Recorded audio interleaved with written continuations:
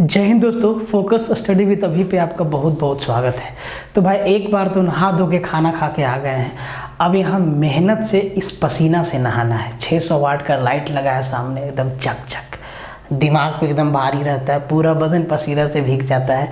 तो देखो एक छोटा सा आपको बात बताते हैं, मतलब ऐसे ही आ गया तो बता दें कि पानी से नहाने से जो है आपका मन फ्रेश लगता है, लेकिन पसीना से अगर आप नहा गए तो भाई जीवन फ्रेश लगता है। नहीं मतलब ऐसे ही आया तो आपको सुना दे, कोई दिक्कत नहीं है। तो भाई JSSC प्रैक्टिस सेट तीसरा में आपका स्वागत है। तीसरा नंबर का प्रैक्टिस सेट है। 2 आपको बता चुके हैं, प्लेलिस्ट बना हुआ है, आप उन दोनों को वहाँ पे जाके देखिए। अभी हम लोग ऐसा नहीं कि 20-20 सवाल को देख रहे हैं भाई, 10-10, 12-12, 13-13 सवाल ही देख रहे हैं। अच्छा सवाल देख रहे हैं। अच्छा सवाल कहने का मतलब कि सवाल जो है फेयर एंड लवली लगा के नहीं आया। अच्छा अब तो वो भी नहीं रहा, उसका भी नाम हो गया चेंज, क्या हो गया है मालूम नहीं। तो वो लगा के नहीं, सवाल कंसेप्ट वाला है। सवाल में कहीं ना कहीं कुछ ना कुछ कैलकुलेशन है, वैसा सवाल और बढ़िया सवाल, और सब नए सवाल है जो 2021, 20, 22, 23 में जो पूछा गया है अभी तक, वो सवाल हम आपको बता रहे हैं। थोड़ा सा आपको कोर्स के बारे में जानकारी दे देते हैं। सबसे पहला बात, आपको किसी भी तरीके का कोर्स परचेज करना हो, चाहे आपको सिर्फ मैथ और रीजनिंग लेना हो, नया बैच है, आप ले सकते हैं। चाहे आपको कैप्सूल सीरीज 2.0 लेना हो बाय अभिषेक सर, ये भी नया बैच है, आप इसको भी ले सकते हैं। आप चाहते हैं कि ये दोनों हमको मिले प्लस साथ में पिछला वाला बैच भी मिले, तो भाई ये भी व्यवस्था है। आप चाहते हो कि मैथ रीजनिंग और पिछला वाला भी OD बैच मिले, सर ये भी व्यवस्था है। आप चाहते हैं कि झारखंड हाईकोर्ट और सिविल कोर्ट का ही लेना है, ये भी व्यवस्था है। आप चाहते हो कि भाई रेलवे का लेना है, सर ये भी व्यवस्था है। कहाँ मिलेगा? फोकस स्टडी विद अभी ऐप पे, लिंक डिस्क्रिप्शन में दिया हुआ है। और विशेष जानकारी के लिए टेलीग्राम ज्वाइन करना बिल्कुल ना भूलें, उसका भी लिंक डिस्क्रिप्शन में दिया हुआ है।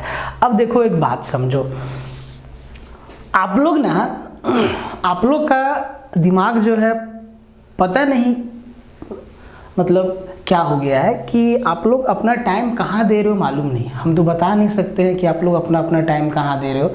जहाँ भी दे रहे हैं वहाँ से खींचिए अपने आप को और इधर लगाइए, प्रैक्टिस सेशन में लगाइए, कंसेप्ट सीखिए, पढ़िए, लिखिए। आप अगर मैथ पढ़ लिए हैं तो प्रैक्टिस करके तो देखो कि आप जो पढ़े हैं वहाँ से सवाल बनता है कि नहीं बनता है, क्या आपको फिर से रिवीजन करने की आवश्यकता है। सब कुछ आप के लिए अवेलेबल है। प्रैक्टिस सेट में हम लोगों का टारगेट है कि हम लोग 100 प्रैक्टिस सेट देंगे, 1000 प्रैक्टिस सेट, ठीक है, सॉरी 100 प्रैक्टिस सेट देंगे, उसमें आपका 1000 सवाल कवर हो जाएगा। एवरेज वीडियो का ड्यूरेशन आपका 35 से 40 मिनट का रहेगा, इससे ज़्यादा नहीं रहेगा। इतना देर में हम लोग 12 से 15 सवाल का निपटारा कर देंगे, समझ के, समझा के, आपको सिखा के, ठीक है। और सबसे मोस्ट इम्पोर्टेंट थिंग, आपके पास 5G फ़ोन, एकदम बड़ा फ़ोन लिए होंगे आप लोग, 30-30 हज़ार, 40-40 हज़ार का, ठीक है। 5G डाटा दिया है, उसका यूज़ करो। रील्स देखते हो उसमें यूज़ करते हो, IPL देखते हो उसमें यूज़ करते हो, लेक्चर देखने में यूज़ करो। थोड़ा सा क्वालिटी इन्हांस हो जाएगा आपके लिए। क्वालिटी हम यहाँ से देते हैं, बट अपलोडिंग डाउनलोडिंग में क्वालिटी लूज होता है थोड़ा सा।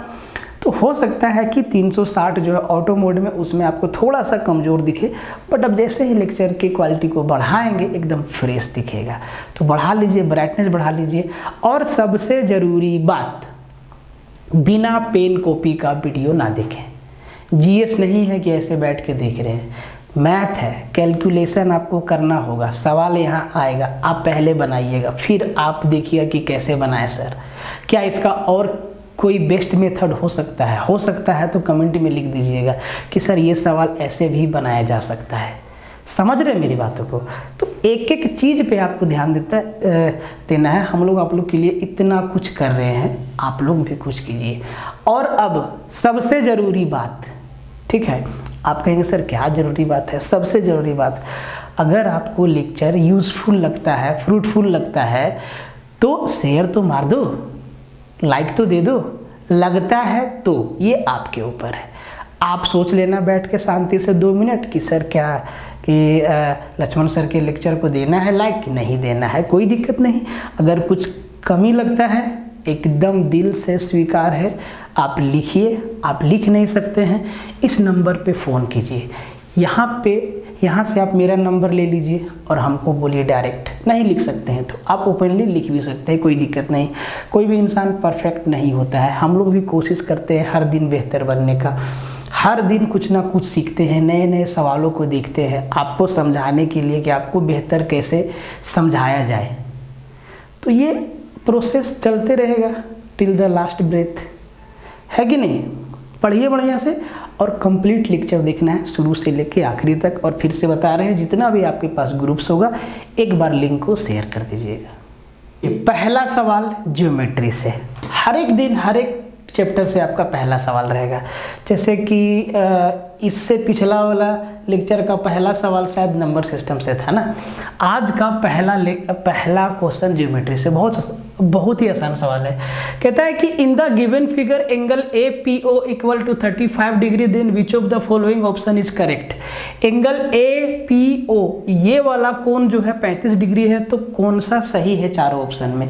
आपको सब कुछ सिखा देते हैं, मोस्ट इंपॉर्टेंट फिगर है ज्योमेट्री का, यहाँ से बहुत तरीके का सवाल बनता है तो आपको सिखाते हैं।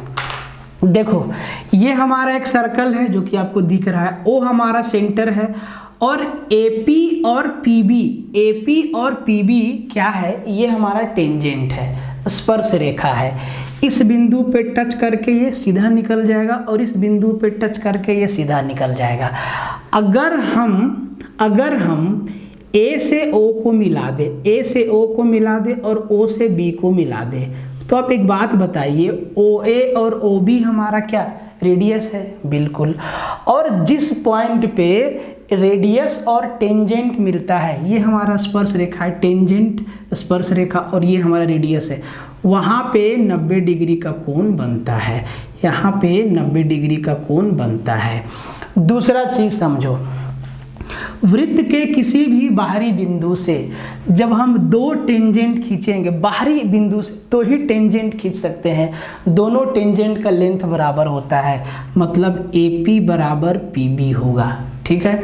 ये दोनों रेडियस है, ये भी आपस में बराबर होगा। और एक बात बताते हैं, अब आप ध्यान से देखिए, ज्योमेट्री में कॉन्ग्रुएंसी आपको पढ़ना है। ये जो आपको दोनों का दोनों ट्रायंगल दिख रहा है, ये 90 डिग्री, ये 90 डिग्री, ये साइड बराबर, ये साइड बराबर, ये साइड बराबर, ये साइड बराबर, तो कॉन्ग्रुएंसी से ये दोनों का दोनों ट्रायंगल क्या है, सर्वागसम है। सर्वागसम है तो तीनों भुजा बराबर और तीनों कोण बराबर। अब आप कहेंगे सर 2 ही भुजा तो बराबर की है, तीसरा कहाँ दिख रहा है।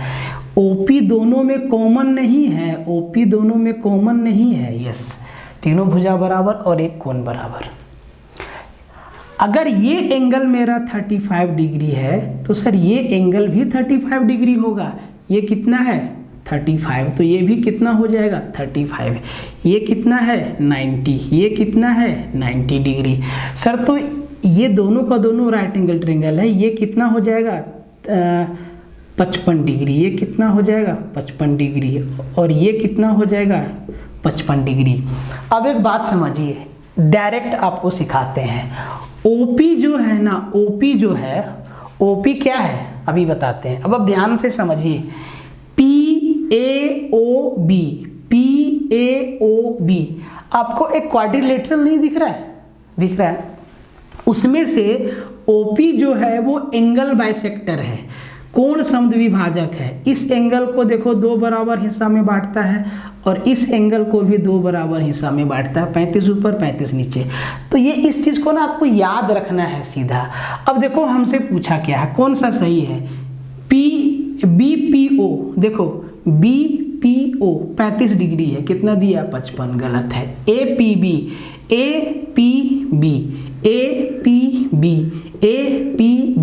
पूरा 70 डिग्री होगा, कितना दिया है 60 डिग्री, गलत। APB 70 होगा, 80 दिया है, गलत। BPO 35 डिग्री होगा, ये बात सही है, क्योंकि ये दोनों एंगल आपस में बराबर होता है। बहुत इंपॉर्टेंट चीज़ है ये, इसको याद रखिएगा, एकदम बाय डिफ़ॉल्ट याद रखना है, ठीक है। दूसरा सवाल एरिया से देखिए, बहुत आसान सवाल है, कंसेप्ट भी आपको बताएंगे, एक्स्ट्रा भी बताएंगे। कहता है कि the length of each equal side of an isosceles triangle is 15 centimetre and the included angle between those two side is 90 degree.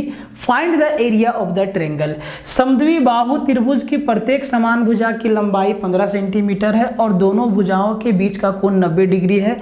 त्रिभुज का क्षेत्रफल ज्ञात करें। अब सवाल ये है कि जब सवाल आसान है तो फिर परीक्षा में क्यों पूछा? इसके पीछे एग्जामिनर का कुछ ना कुछ लॉजिक रहता है। क्या लॉजिक रहता है अभी बताते हैं। अब ये चीज़ तो पक्का है कि ये जो ट्रायंगल है वो आइसोसेलेस राइट एंगल ट्रायंगल है, समद्वि बाहु समकोण त्रिभुज है, जिसका दो साइड दे दिया है, दो इक्वल साइड दे दिया है कि भाई यहाँ 90 डिग्री का एंगल है, ये भी 15 है, ये भी 15 है, तो भाई इसका क्षेत्रफल निकाल दीजिए।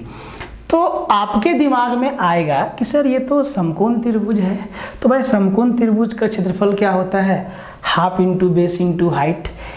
एक हमारा आधार है, दूसरा हमारा ऊंचाई होगा, तो half into base into height, half into base into height मतलब 15 गुना 15 और 15 गुना 15 225, 225 भागा 2 मतलब 225/2 सेंटीमीटर स्क्वायर आपका क्या हो गया?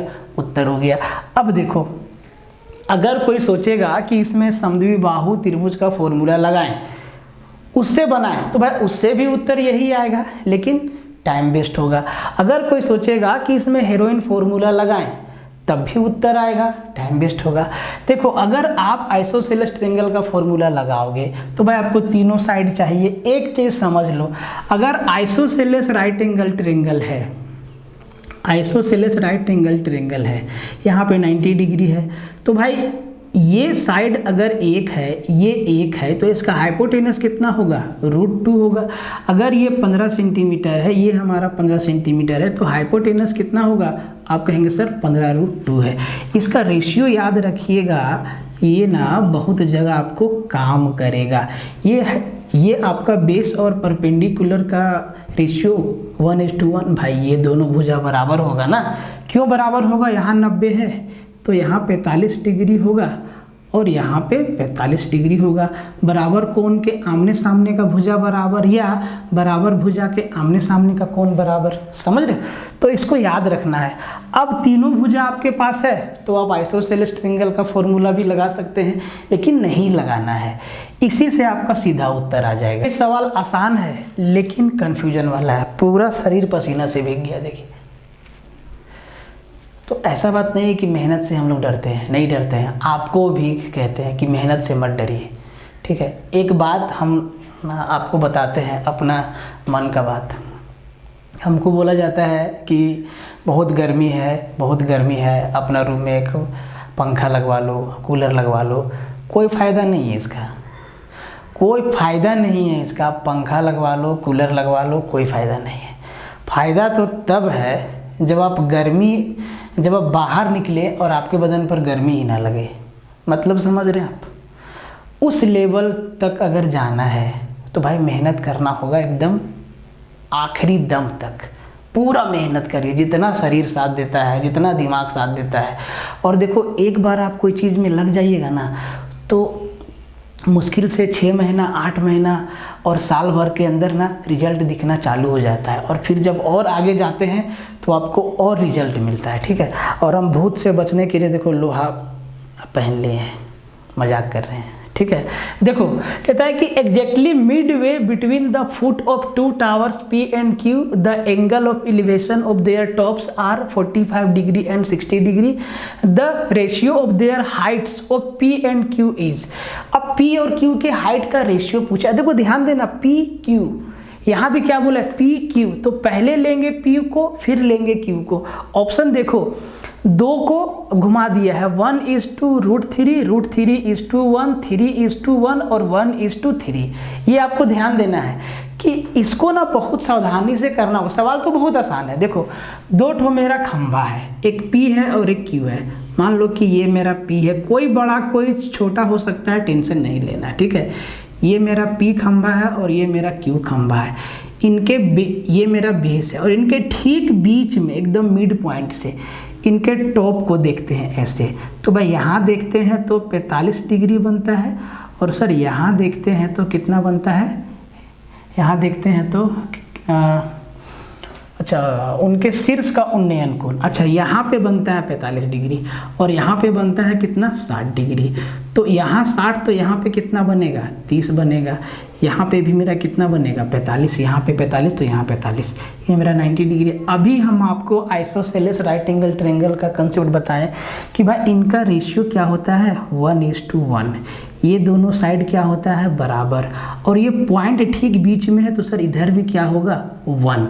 आपको ना राइट एंगल ट्रायंगल जब हाइट एंड डिस्टेंस हम आपको बताएंगे तो आपको रेशियो बताएंगे कि सर 60 डिग्री के सामने 1 रखना है और 30 के सामने √3 रखना है, 30 के सामने √3 रखना है और 60 के सामने 1 रखना है। ये इनका रेशियो है और यही तो हमसे पूछा है P और Q, तो 1:√3, 1:√3। सावधानी से आंसर देना है, नहीं तो ऐसा ना हो कि मार दे √3:1। बहुत आसान सवाल है, इसमें 10 कोट लगाने की आवश्यकता ही नहीं है, लगाएंगे तब भी उत्तर यही आएगा।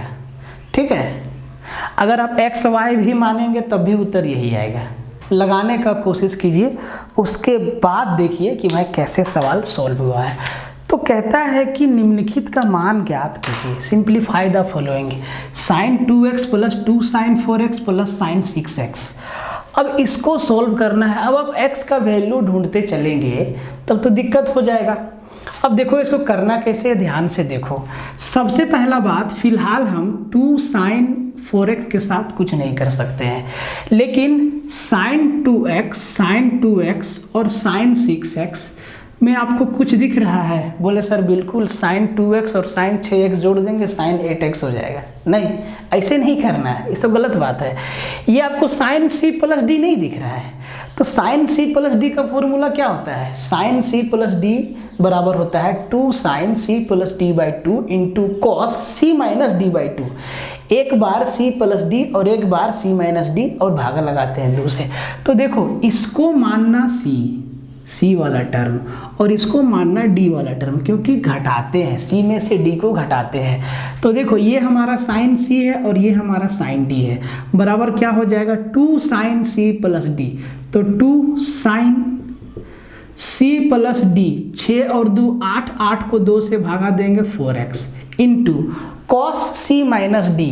तो ये हो गया cos और c - d, मतलब 6x में 2 गया 4, 4 को 2 से भागा दिए 2x प्लस ये वाला टर्म 2 sin 4x आपका बच गया।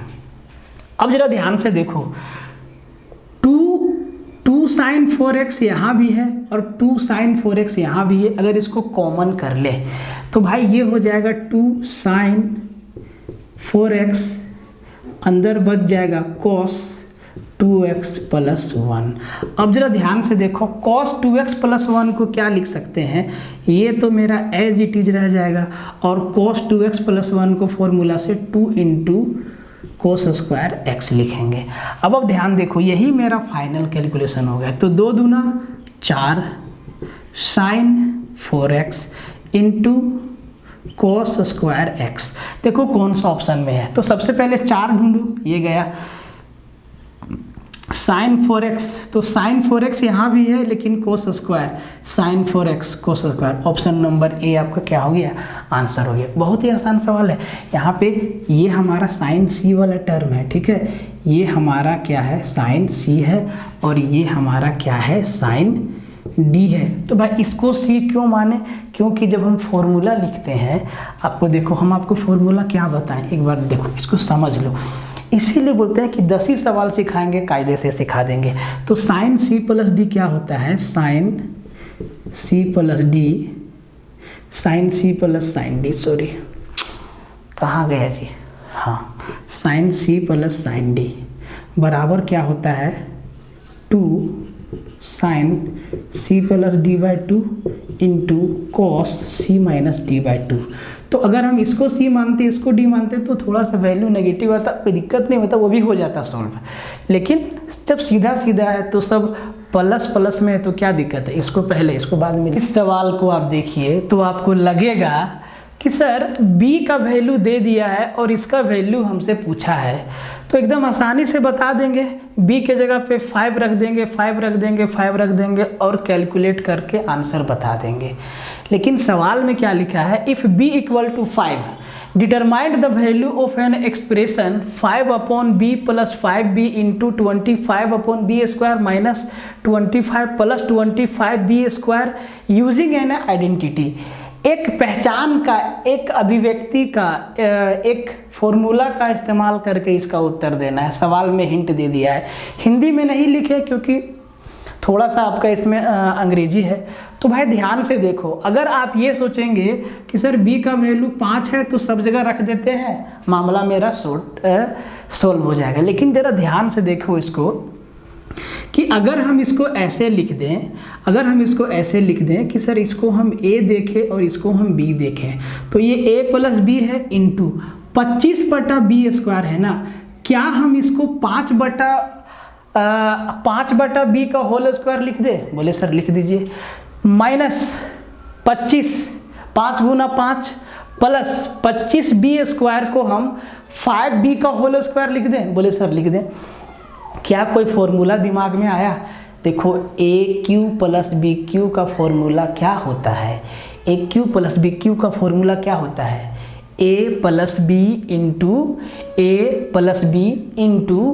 A square plus B square minus AB होता है कि नहीं? उसी फॉर्मूला पे ये सेट है, ये सेट किया हुआ है।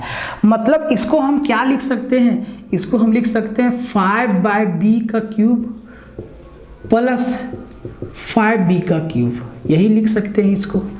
अब देखो, अब b का वैल्यू रखो तो 5/5 खत्म हो गया, 1 का क्यूब 1 प्लस 5 इंटू b, तो 5 × 5 = 25 और 25 का क्यूब, इतना ही ना बचा भाई। तो 1 प्लस 25 का क्यूब 15,625 और 1 जोड़ देंगे तो 15,626 आपका उत्तर हो जाएगा, ऑप्शन नंबर बी। बहुत बढ़िया सवाल है, 2023 में पूछा हुआ सवाल है। कितना अच्छा से सजा दिया है। कंफ्यूज हो सकता है आदमी, इसको समझ लेगा कि ये सवाल ना सिंप्लीफिकेशन का है, बी का वैल्यू रख देंगे, बी का वैल्यू, तब भी उत्तर आ जाएगा। हम नहीं कह रहे कि नहीं आएगा, उत्तर आ जाएगा, लेकिन कैलकुलेशन आपका बढ़ जाएगा। आप इस चीज़ को समझ गए, यूजिंग एन आइडेंटिटी, एक अभिव्यक्ति का इस्तेमाल करके इसका उत्तर देना है। मतलब एक फॉर्मूला का उपयोग करके उसका उत्तर देना है। तो भाई पहले इसको पहचानना होगा कि ये कौन से फॉर्मूला पे है। अब पहचान लिए तो भाई एकदम देखो। अब ये सवाल इसीलिए बता रहे हैं क्योंकि लोग कहता है ना कि हम अपडेटेड कंटेंट पढ़ाते हैं। अरे अपडेटेड ठीक है, समझते हैं अपडेटेड क्या होता है, फॉर्मूला आप लोग अपडेट कर देते हैं, है ना, वही है ना। नहीं, सवाल को समझो। 2 तरीका से बना सकते हैं इस सवाल को। पहला, फॉर्मूला पे बेस्ड। सवाल को ध्यान से देखिए, 256 x का पावर 4 माइनस 16 और y का power 4, 80 x² minus 20 y² into 16 x² plus 4 y²। आप इसको चाहे तो a² माइनस b² के फॉर्मूला पे तोड़ सकते हैं इसको, ठीक है, ये तो टूटेगा नहीं उस पर, ठीक है, उस पर भी तोड़ सकते हैं। इन दोनों से कुछ कॉमन निकल सकता है, इन दोनों से भी कुछ कॉमन निकल सकता है। तो भाई कटम कुटाई तो हो जाएगा, लेकिन उस पर लग जाएगा टाइम। अब टाइम बचाना है तो भाई करना क्या है, वैल्यू पुटिंग नाम का भी कोई चीज़ होता है। यहाँ पे एक्स वाई से खेला चल रहा है। तो अगर आप ध्यान से देखिएगा, सोचिएगा, प्रैक्टिस कीजिएगा कि क्या हम यहाँ पे अगर x बराबर y करके देखें, मान लो कि x बराबर y 1 मान लिए, और कैलकुलेशन मेरा इनफाइनाइट ना हो जाए, इन्फिनिटी आंसर ना आ जाए, तब तो बहुत अच्छा बात है। देखो अगर हम x और y को दोनों को 1 बना दिए तो x का 1 का पावर 4 1, y का पावर 1 का पावर 4, तो सर ऊपर बच गया मेरा सीधा 256 माइनस 16, और सर नीचे मेरा, अरे घटा के लिख दो ना भाई। अच्छा चलो एक बार समझाना है तो ऐसे लिख देते हैं, 256 माइनस 16, और सर नीचे मेरा बच गया 80 माइनस 20, यहाँ पे, क्योंकि एक्स वाई तो 1 ही हो गया, और यहाँ पे बच गया 16 + 4। देखो इनफाइनाइट नहीं हो रहा है, तो 256 में 16 गया 240, और यहाँ पे बचा 60 × 20, तो ये 0 से 0 गया, और आपका 1/5 आपका क्या आ गया, उत्तर आ गया। लेकिन आप दिल से बताइए, हम आपको बता तो दिए, कितना लोग को ये चीज़ समझ में आएगा भाई? और कहाँ x = y करना है, इसको समझने के लिए प्रैक्टिस करना होगा आपको कि कहाँ पे वैल्यू रखें। तो इस सवाल को अगर डिटेल में समझना है तो भाई इसको एक बार फॉर्मूला से समझना होगा, ठीक है, डिटेल में बेसिक मेथड से इसको बनाना होगा, तब जाके आप तब आपको अगर ये वाला चीज़ बताएंगे तब समझ में आएगा। लेकिन यहाँ पे थोड़ा टाइम का दिक्कत है। ये सवाल को हम सेव कर लिए हैं, सेव हो गया है ये सवाल मेरा PDF में, और ये अलजेब्रा के कोर्स का अलजेब्रा वाला लेक्चर में ज़रूर आपको दिखेगा, ठीक है। तो फिलहाल इसको ना x = y हम 1 मान लिए, x y को बराबर कर दिए। देखिए बहुत ही आसान सवाल है, ठीक है, लेकिन इस सवाल के साथ मेरा एक पर्सनल कहानी जुड़ा हुआ है, बहुत ही आसान सवाल है, ठीक है। तो ये सवाल कहता है कि 36 लीटर डीजल में एक ट्रक जो है 492 किलोमीटर जाता है, अगर उसको 33 लीटर डीजल में चलना हो तो वो कितना किलोमीटर चलेगा। तो भाई ये सवाल है, और ये गलती से ये सवाल जो है मेरे सामने आ गया। अब ये सवाल इसीलिए सामने आया क्योंकि एक टीचर है जो अपने आप को कहते हैं कि उनके नीचे लिखा रहता है मैथ एक्सपर्ट, ठीक है। तो वो हम ऐसे YouTube पे शॉर्ट्स में मेरे सामने वो वीडियो आया, तो वो ऐसे लिखा हुआ था कि ऊपर में कि ऑप्शन से 1 सेकेंड में सवाल को सॉल्व करें। तो भाई उनका कहना था कि 36 लीटर में 492 किलोमीटर जाएगा, सही बोले एकदम। तो 33 लीटर में भाई कम डीजल है ना, अब पहले से 3 लीटर कम है, तो भाई पहले से तो कुछ दूरी कम जाएगा, एकदम बात सही है।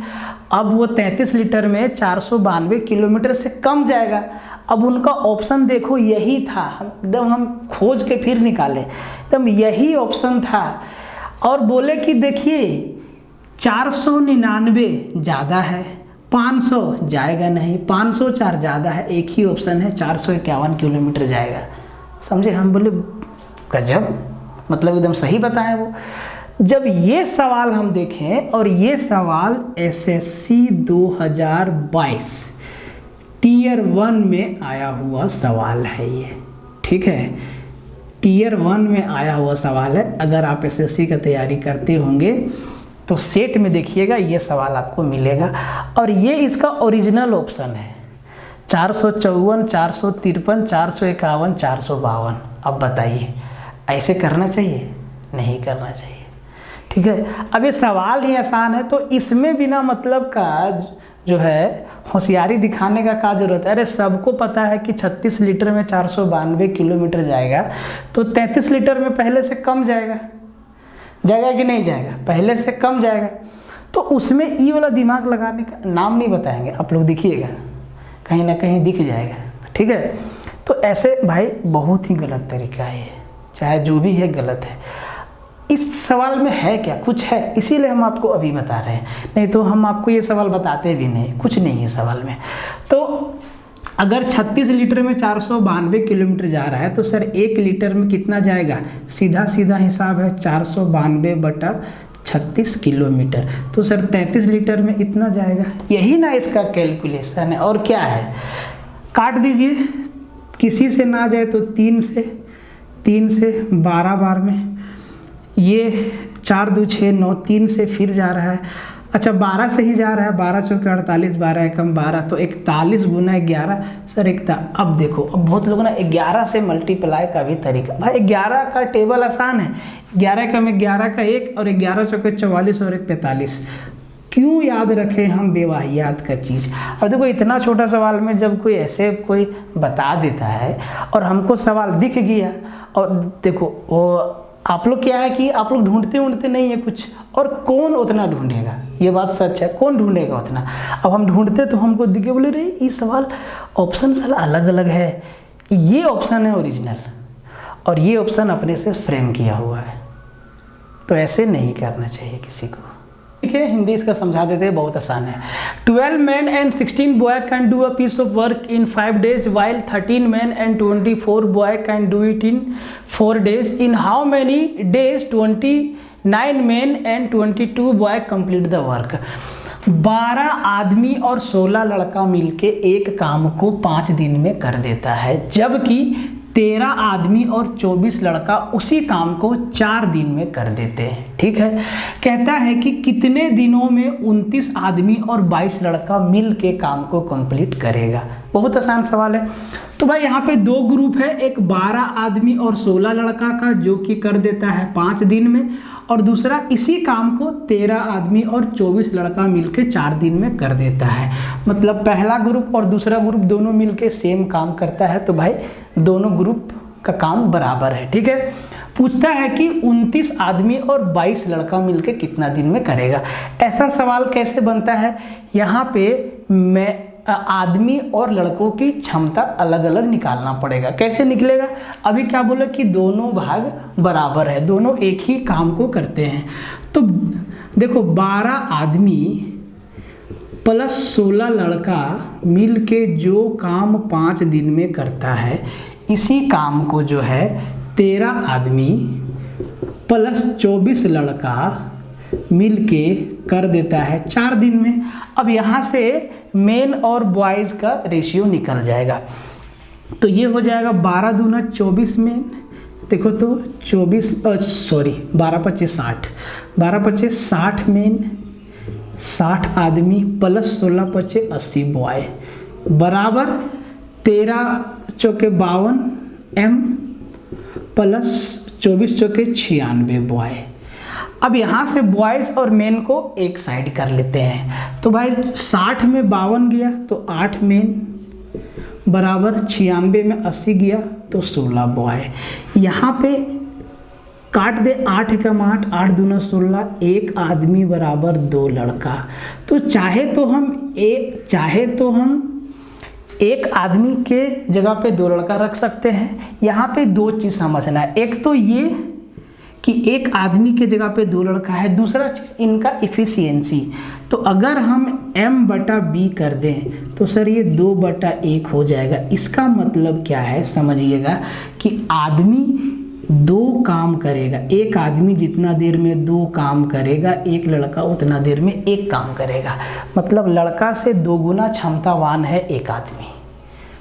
अब देखो चूंकि टोटल वर्क निकालना होगा कि कितना काम हुआ है, यहीं से निकलेगा या यहाँ से भी निकल जाएगा। ठीक है, यहाँ से भी निकल जाएगा। अब ध्यान से देखो, आदमी करता है 2 काम, तो भाई ध्यान से देखो 12, या तो आप इस चीज़ को यहाँ रख दो या यहाँ रख दो, काम तो आपका एक ही है। तो 12 दूना 24 काम हुआ यहाँ पे, प्लस लड़का करता है एक काम तो 16, तो सर 16 और 24 कितना 40, 40 पच्चे 200, टोटल काम कितना हो गया सर 200। अब इसी काम को करना है किसको, 29 आदमी और 22 लड़का को। ठीक है, तो 29 आदमी और 22 लड़का, ठीक है, ये लोग कितना काम कर सकता है सो पहले ध्यान दो। तो भाई एक दिन में अगर 29 आदमी और 22 लड़का काम करेगा तो कितना काम होगा, तो सर 29 आदमी और एक आदमी 2 काम करेगा तो ये करेगा टोटल 58 काम, 58 यूनिट जो मान लो।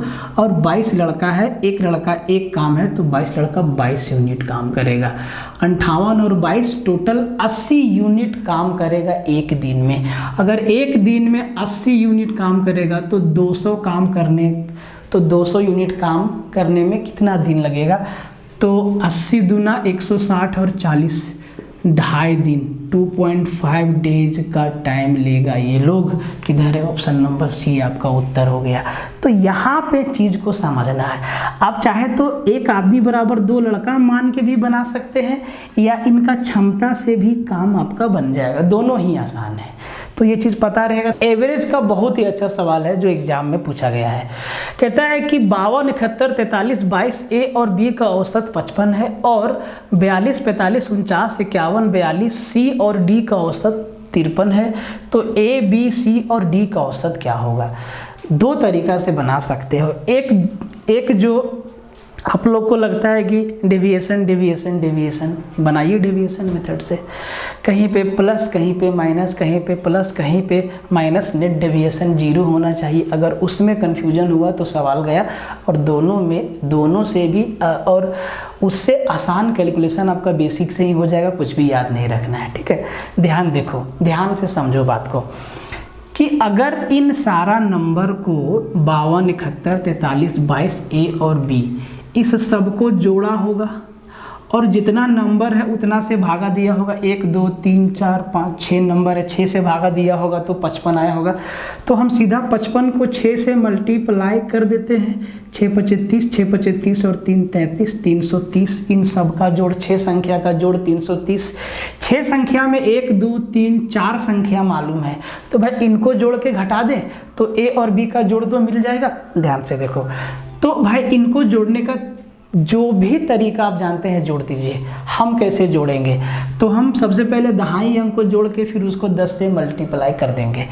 5 और 7 12, 12 और 4 16, 16 और 2 18, 180।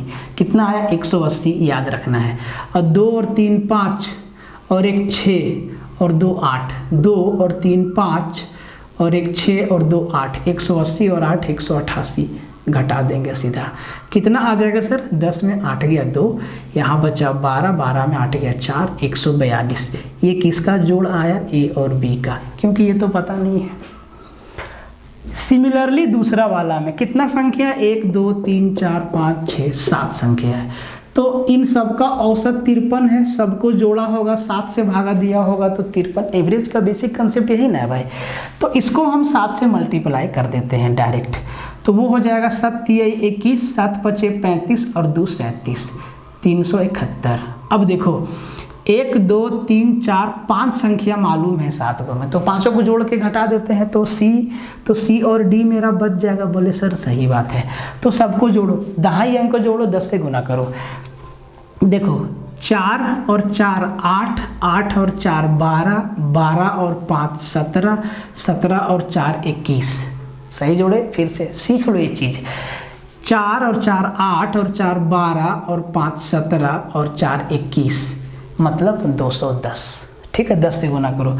अब 210 आया। इधर देखो 2 और 1 3, 3 और 9 12, 12 और 5 17, 17 और 2 18, 210 और 18 228। जैसे ही इसमें घटाएंगे भाई कितना बचेगा? यहाँ पे 11 में 8 गया तो सर 3 बचेगा, 3 बचेगा। और यहाँ पे आपका 6 में 2 गया तो 4 बचेगा, 143। कितना है सर? 143। गलत तो नहीं जोड़े? ध्यान से देखते जरा, एक बार फिर से जोड़ लेते हैं। आप लोग भी ना सीख लीजिए, ऐसे प्रैक्टिस कीजिएगा तो जल्दी आ जाएगा समझ में। जैसे कि दहाई अंक को जोड़ लीजिए। 4 और 4 8 और 4 12 और 5 17 और 4 21, मतलब 210। अब देखो 2 और 1 3, 3 और 9 12, 12 और 5 17 और 2 19। अच्छा 2 19 ना, तो 219 हुआ ना, मतलब इधर 19 हो गया तो इधर 29 होगा। सॉरी एक गलती, तो ये हो गया 142। ठीक है। अब देखो ए और बी का जोड़ 142, सी और डी का जोड़ भी 142। अगर इन चारों को जोड़ेंगे A plus B plus C plus D, तो सर कितना आएगा? A plus B plus C plus D कितना आएगा? आप कहेंगे सर 142 प्लस 142, मतलब 142 प्लस 142 284 है। 284 भाई, इन्हीं का तो एवरेज चाहिए। 4 से भागा दे दो, 4 7 28, 4 एकम 4 71, आपका सीधा उत्तर आ गया। कितना टाइम लगेगा जोड़ने का? ये तरीका आप लोग समझ रहे हैं? नहीं समझ रहे तो समझाएंगे एक वीडियो में कि बस 10 दहाई अंक को जोड़ दीजिए और 10 से मल्टीप्लाई करिए। ये 2 अंक वाला में, 3 अंक वाला में सैकड़ा को जोड़ना होगा, 4 अंक वाला में 1000 को जोड़ना पड़ेगा। चलते जाएगा, ये बहुत आसान है, ठीक है। और आप अगर एक्सपर्ट है तो ऐसे भी जोड़ लिए, राशन दुकान वाला कैसे जोड़ता है बिल, 2 2 2 2 2 और 1 3 3 9 12 5 17 ऐसे डिग डिग डिग डिग कितना 30 से जोड़ता है, उनको प्रैक्टिस हो जाता है वहाँ पे। आखिरी सवाल है, अब आगे सवाल नहीं बता पाएंगे आज के लेक्चर के लिए, ठीक है। कहता है कि the third proportional of a and b का पावर 4/4a इच, इन दोनों का तीसरा अनुपात हमसे पूछा है। तो आपको मालूम है कि मान लो कि हम आपसे बोले कि सर x और y का तीसरा अनुपात क्या होगा, तो आप क्या बोलते हैं, कहते हैं सर इसका फॉर्मूला होता है y²/x। तो ये हमारा x है और ये मेरा y है, इसका तीसरा अनुपात निकालना है, मतलब ये हो जाएगा b का पावर 4/4a का स्क्वायर बट्टा a², यही होगा, सॉरी a यही होगा ना, b² बट्टा में a, y² बट्टा में x। अब देखो ये सीधा सा बात है, ये हो जाएगा b का पावर 4 दूना 8 बट्टा में हो जाएगा 4 16a² और गुना में 1/a हो जाएगा। क्या लग रहा है कौन सा ऑप्शन होगा, 16a³। ये आपका क्या हो जाएगा, इनका तीसरा अनुपात, थर्ड प्रोपोर्शन। तो ये था आज का लेक्चर भाई बंधु, बहुत ज़्यादा मेहनत लगता है इसमें, तो और ही ज़्यादा मेहनत लगता है, ठीक है। तो इसको आप कंप्लीट शेयर मार दीजिएगा, लाइक मार दीजिएगा, और देखो जहाँ जहाँ शेयर करना है एकदम मार दो, हर एक झारखंड के हर एक बच्चे तक इसको पहुँचाओ। तो मिलते हैं अगले वीडियो में, तब तक